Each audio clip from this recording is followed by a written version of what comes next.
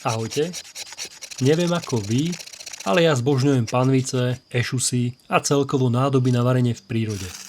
Dnes by som vám chcel ukázať jednu zaujímavú ručne kovanú panvičku určenú na oheň. V obchodoch dnes máte skutočne veľký výber panvíc. Od ultralight titánových, hliníkových či nerezových až po ťažkú liatinu. Každá má svoju výhodu aj nevýhodu. Jedna je síce ľahká, ale rýchlo sa v nej jedlo pripaluje, ďalšia je skvelá na oheň, ale nosiť v batohu ju nechceš. Ja som hľadal niečo medzi tým, čo sa dá ešte nosiť v batohu, ale zároveň sa dá používať na varenie na ohni bez toho, aby sa skrútila. Pred 3 mesiacmi na mňa vyskočilo video chalana, ktorý si hovorí Dílna kováře Jakuba. Ten vyrába mimo iné aj ručne kované panvice z uhlíkovej ocele. Okamžite ma zaujala svojím dizajnom a parametrami. Jedná sa o 1,5 mm hrubú panvicu z uhlíkovej ocele. Vyrába rôzne priemery od 17 cm až do 28 cm. Ja som si objednal veľkosť 20 cm. To je tak akurát na opečenie mäsa, fazúľ či vajec. Cena okolo 50 eur podľa veľkosti panvice je za ručnú prácu viac ako rozumná. S Jakubom sme sa veľmi rýchlo dohodli. Hneď ako panvica prišla, bolo ju nutné odmastiť a kvalitne vypáliť, aby panvica chytila neprilnavú vrstvu, ktorá ju bude nielen chrániť od hrdze, ale zároveň aj vďaka tomu nebude jedlo lepiť. Takže odporúčam nahriať rúru na 250 stupňov, medzi tým celú panvicu zo všetkých strán natrieť tukom, napríklad olejom alebo bravčovou masťou a vložiť panvicu hore dnom do rúry, kde ju necháte zapiecť aspoň na 45 minút. Tento proces treba zopakovať aspoň 3-krát. Panvica časom začne hnednúť až úplne zčerná. Vtedy je ideálne vypálená. Čistenie panvice sa nevykonáva saponátom, pretože ten môže odstrániť túto vrstvu. Ideálne je, keď nasypete na panvicu za lyžicu soli a nečistoty vytriete servítkou. Soli funguje ako abrazívum. Tento proces vypaľovania je potrebné zopakovať aj v budúcnosti. Čím viac sa panvica bude používať, tým viac neprilnavej vrstvy bude obsahovať a bude teda nelepivá. Ako som spomínal, panvica má hrúbku 1,5 mm, priemer je 20 cm, hĺbka je asi 4 cm a váha tá je približne 550 g.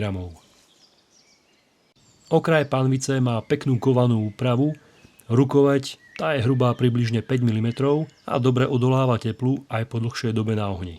Nie je teda nutné používať rukavice ako pri iných panviciach, ktoré sa rýchlo nahrejú. Ukončená je pekným očkom na zavesenie a logom výrobcu.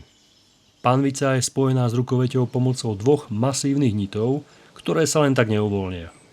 Jedná sa skutočne o masívny kus železa na hrubé použitie. Tu môžete vidieť panvicu v porovnaní s americkou vojenskou panvičkou.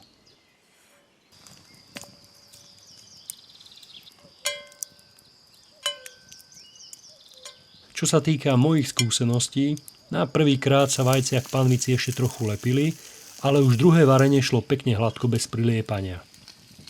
Varíme vždy na tuku.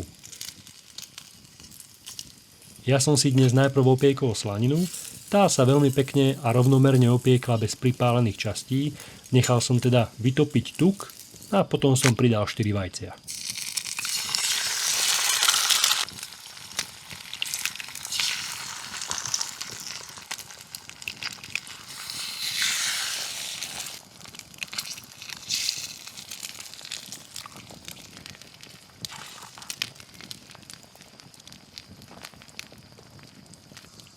Kto pripravoval jedlo na táboráku, vie, že občas je varenie na ohni ťažšie.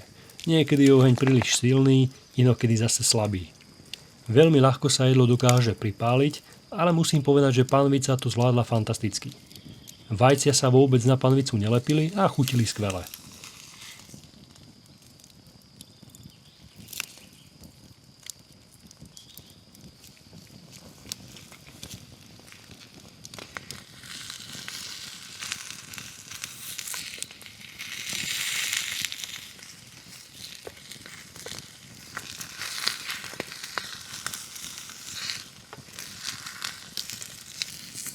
Záverom by som povedal, že panvica sa mi veľmi osvedčila, ako v domácnosti, tak aj v prírode.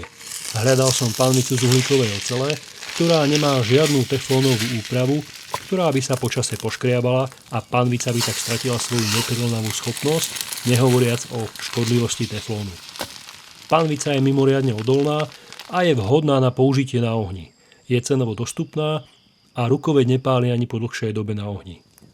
Takže ak hľadáte niečo podobné ako ja, čo zvládne prípravu jedla na ohni a odolá tvrdému zaobchádzaniu a zároveň vydrží dekády v batohu, táto panvica je skvelá voľba.